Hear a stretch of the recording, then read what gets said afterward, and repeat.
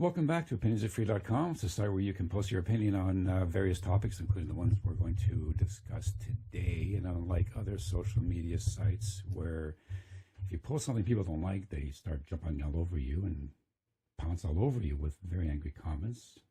We don't allow that. You can post your comment. I just ask that you do not use any profanity because it will be filtered out.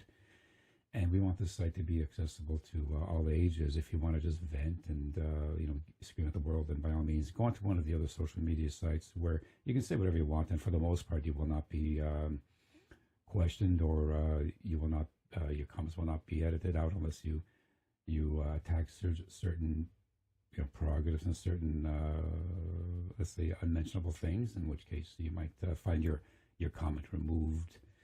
That's the freedom of speech that we have today. You're free to speak whatever you want as long as certain people agree. And if they don't, you're out, right? Anyways, so let me ask you a question. The economy right now is not doing that great in North America in general. Now we have this tariff situation, which is causing a lot of uncertainty, both sides of the border. I'm up in Canada, by the way, up in Ontario.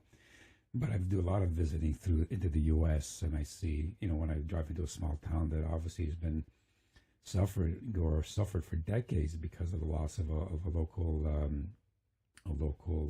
commercial interest. You can see how long it takes for those towns to recover if they ever do.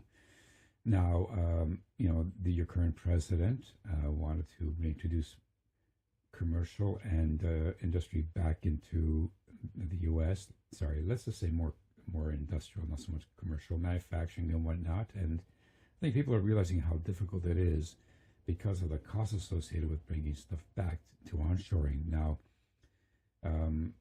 much of the blame by so-called economists and so-called experts is that we, as individuals, as consumers, should be to blame because we've been enjoying cheap Chinese goods for the longest time, and before that it was cheap Japanese goods, which now have surpassed the quality of most North American things. But let me ask you a question. When were you ever asked by any politician, by any bureaucrat, by any policy setter, whether or not you wanted to send all the manufacturing out of your state, out of your area, out of your province, to China or any other jurisdiction for the return of cheap goods? Did anyone ever ask you that question? Did anyone ever say to you, hey, Mark, hey, Trudy, hey, John, we're going to take all the manufacturing that you've enjoyed, that basically you've used to create a living for yourself, and we're going to send it off overseas, but you'll be able to buy cheap crap from dollar stores, from whatever, or even from the larger manufacturers, or even the larger retailers. I'm covering a white band here. And, you'll have lower cost items. Isn't that great? Isn't that terrific? We can basically make your country a service economy rather than a manufacturing economy because, as long as people are making money somehow, your service is going to be wanted. And, of course, when people stop making money, your service is no longer wanted and you start to suffer. But, as for your kids and your kids' kids, well, they'll figure out how to do something. They can figure out how to code or something. When did anyone ever ask you if you wanted to send your work overseas? No one ever asked. So in the 70s, Deng Xiaoping, he started, I hope I pronounced it properly, he started to open up the Chinese market, realizing that communism was a failure, was an absolute dredge of a system, moronic to the core. And he wanted to have more of a Western influence, which basically means a communist regime would control a more capitalist type of a market, and they started smartening up, and then with trade negotiations through Nixon improved things, and then trade negotiations through Jimmy Carter improved things. But it wasn't really until what's his name, the guy with the nice hair from the South, where is he there? Oh yeah, Clinton, that things really opened up, and a lot of manufacturing left North America and went to China and also Europe as well. But now we see the problem that naturally, if you understand basic cause and effect and supply-demand economics, when you have work that's being done here and it's being done for, let's say, X amount of dollars, when you have a jurisdiction that's willing to do it for one half of X, one half of the amount of dollars, the work is going to go there because it's cheaper to produce. Okay, it's cheaper to produce, and that's the reason why so many industries and so many manufacturers went to China, because it was cheaper to produce stuff there. Now, the claim is that you're enjoying cheaper goods as a result, and that is an absolute lie. The reality is this: the cost of an item is not based on the cost of production, it's based on the cost of, or rather, on the limit of affordability to the end user, the consumer, which is you. So if you make this pen in the US and it costs you $1 and you sell it for $2, that's fine. That's your profit, after all said and done, or at least your gross margin. If you send it to China and it's made for 10 cents, it comes here. What's it going to sell for? Well, it's going to sell for $2 because that's what the market will bear. You see, that's what the market will bear. You don't see anyone saying, well, we're going to send stuff to China and it's going to come here at a fraction of the cost of the equal thing made in the US. When it does do that, it's because they're trying to cut into the market and they're using protectionist measures, which is what some of these tariffs are starting to try to unravel, that you have the subsidy of products cost from either government intervention on the other side that want to create a great many jobs in that country, and to do that, they have to make sure they can produce the items at a low enough cost where there's no value in bringing the production back to your jurisdiction. So some of these are considered to be unfair. Some of them are considered to be very fair. Some of them are just simply because of the cost of labor is so much lower in another area. And it's understandable. There are similar tariffs, if you want to call them, between the Canadian provinces, which meant that items were higher, more expensive than they had to be from one part of the country to another, which was dumb. That no one knew this until all this tariff stuff stopped opening up. And all of a sudden, we're aware. Yet the politicians who put these things in effect never actually mentioned it, or to the public, and never mentioned it when there's an election coming on, that, hey, we're going to reduce these tariffs to, improve interprovincial trade, or in the case of the U.S., to remove any state, well, I think there aren't really any real state ones in the U.S. I think you're pretty well open to trade anywhere in the U.S.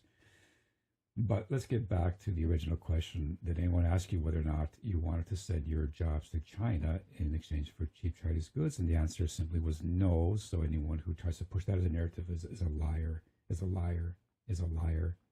The presidents and prime ministers, or whatever you want to call them, chancellors, that pushed these policies were either incredibly stupid, where they couldn't realize that if you build it somewhere else, it's going to be cheaper, yes, but it's going to cause issues with your manufacturing, so that they were incredibly stupid, or there was so much money wrapped up in there, so much personal gain, that it was worth their while to do so. Those are the only two possibilities. The only two possibilities. I mean, if you ask this guy up here, over my shoulder, whether or not it would have been logical to send all of your manufacturing to a cheaper, a cheaper jurisdiction, he would have said, no, it's not logical unless it is either A, you're going to make more profit, or B, you're going to make some money for yourself. Now, Trump asked Walmart to eat some of the tariffs, and Walmart pretty well said no. And this is part of the problem, you see, because Walmart is has enjoyed for decades selling all the stuff that comes from China. Most of the TVs come from China. Most of the clothes come from various places, but also China, Vietnam, Indonesia, and whatnot, in less expensive jurisdictions. So they're saying no, and for the most part, the market makers say, well, why should they? They're a corporation. Their obligation is to make money. But if they're doing so at the cost of jobs to the North American market, then they're causing a lot of damage. So Walmart has to, and other manufacturers and other importers have to ask themselves, can we afford to ignore the situation that consumers are finding themselves into right now because we want to maintain our profits?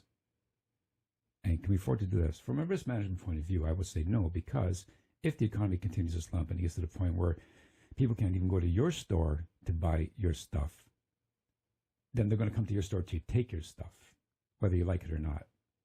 Okay?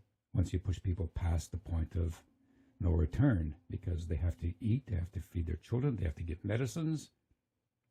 This is the making of a very bad situation.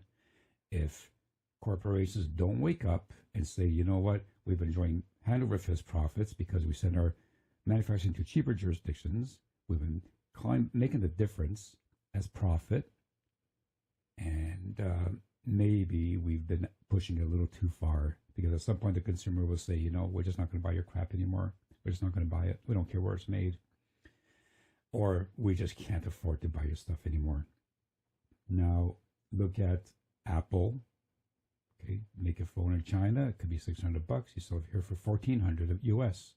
Well, if you make it here or in the US and it's $800 or $900, you're not going to sell it for $2,100 because the consumer will say, no, we don't think so. We're going to pay $1,400 because that's the limit of affordability for that, that piece of technology you have. And if you try to push up the price, they'll just reject it and say no. So what Apple would have to do is accept a lower profit on those items. Now, they're going to want to try to cut back on personnel and cut back, which itself is a cost to the consumer because when people are pushed out of the workforce and they can't find jobs, what do? Well, they go on unemployment. And if that happens, who gives them the money? Well, the government. Where do they get it from? Well, they get it from the taxpayers. They're not going to get it from the corporations because they all have all these loopholes. So they're going to get it from the taxpayers. And you can't get it from the lower-end taxpayers. They have nothing to give. The higher ones, even if you tax them an extra 1%, it's squat compared to what they need. So the majority of people are in the middle, and they're going to take as much as they can from the majority, the biggest group that is able to pay something, and that's why the middle class is being crushed so quickly and finding it very difficult to make ends meet. You go for the numbers.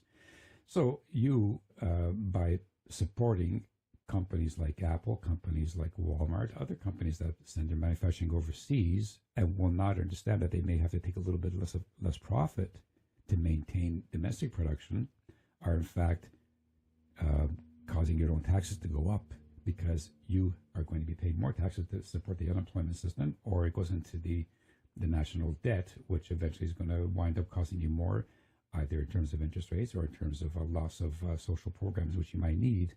And we can go off into a tangent on discussions on those. But the point I'm trying to make is this. It is time perhaps for the corporations to start understanding that they've been making a lot of money on the backs of the consumer, and there's no more room.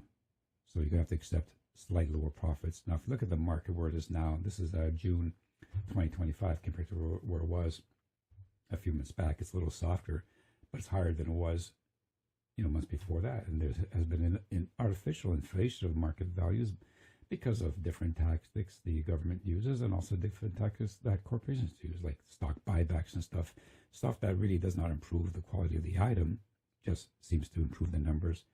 And there are a couple of other accounting tricks that I think are somewhat indecent, but they're allowed. Again, are corporations partially responsible for the economy in the state that's in, that the economic situation we're in, by not recognizing they have to cut back on some of their profits in order to reshore jobs and strengthen our domestic market? And understand something, I am not a Marxist, I'm not a communist. I think those are the dredges of government policies. Even the Chinese, they call themselves the Communist Party. In reality, it's just a small group of families, around 200 families, that control everything. A bunch of very rich generals and oligarchs that call themselves communists but have a commercial market. They wanted to bring more of the West type marketing into their system because they knew that they were going to eventually fall even further down in the hole, and basically just doing it just enough to create jobs and to keep the people docile and happy enough. But that system is falling apart as well because of their ridiculous policies. We don't want to talk about that. I want to get back to this. So if you feel that corporations do have to take some responsibility and have to start looking at maybe accepting lower profits in order to help reshore, then leave your opinion. And if you don't agree, that's fine. Just explain why you don't agree. Opinionsaretefree.com. Again, it's easy. Just go to opinionsaretefree.com. The site is right underneath there. And pick on this topic or any topic. And I'd love to hear your opinion. Have yourself a great day, and thanks.